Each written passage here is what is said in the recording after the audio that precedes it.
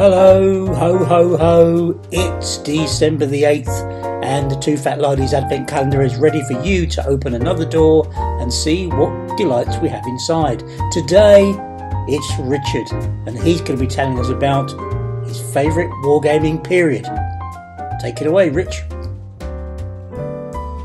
War games periods are, I think, very difficult to have a favourite one.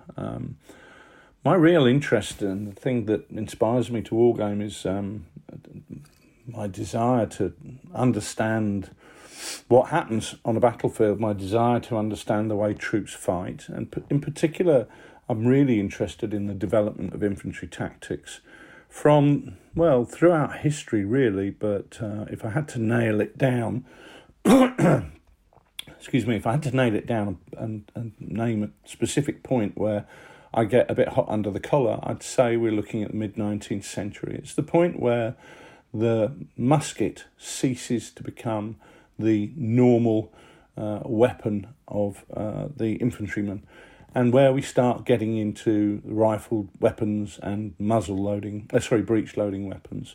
And that then is where armies are having to react and respond and change the way that they fight.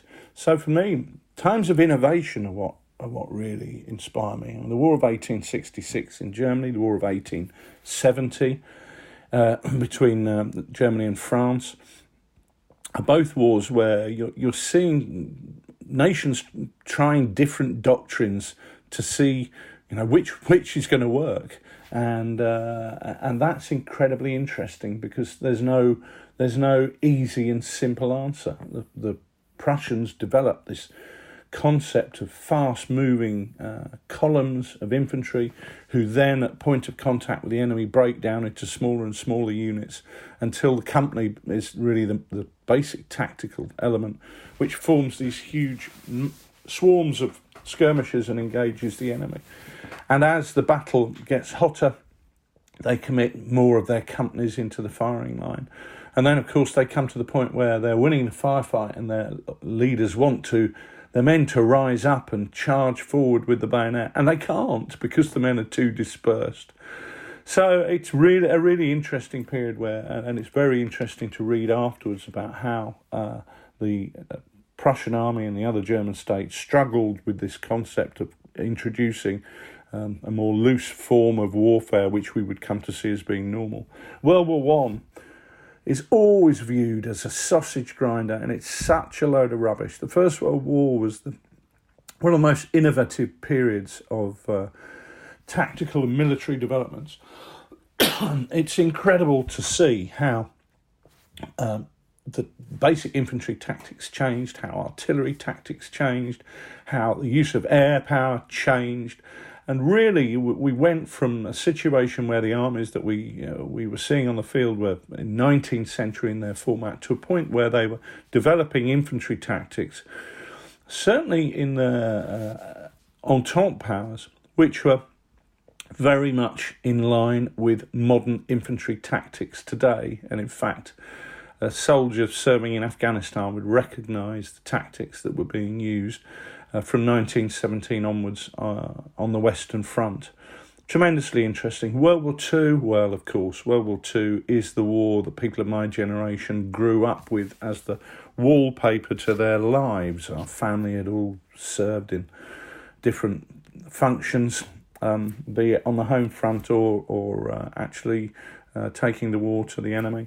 And we just grew up with those stories happening in the background, and that, whilst we weren't particularly interested in what our parents and grandparents were saying when we were youngsters, that undoubtedly left an indelible mark on our psyche.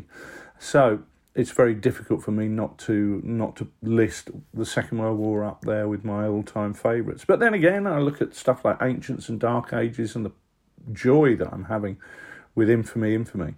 And for me, I think the attraction is the learning process, the process of doing the research and understanding how warfare works, and then trying to create a game which really reflects that, and the pleasure that comes from achieving that and creating something which is fun and historically plausible, for me, is just what it's all about. However, what I will say is there is one theatre of war, one war that I would love to game, but nobody does figures for, and that's the 1859 campaign in Italy. Well, I would love to see the resplendent army of the Second Empire, Napoleon III, taking on the Habsburg forces there with their Italian allies.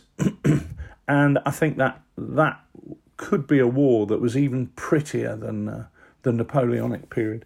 But sadly, nobody that I know does really nice figures for that in 28mm. So no firm favourite, love them all.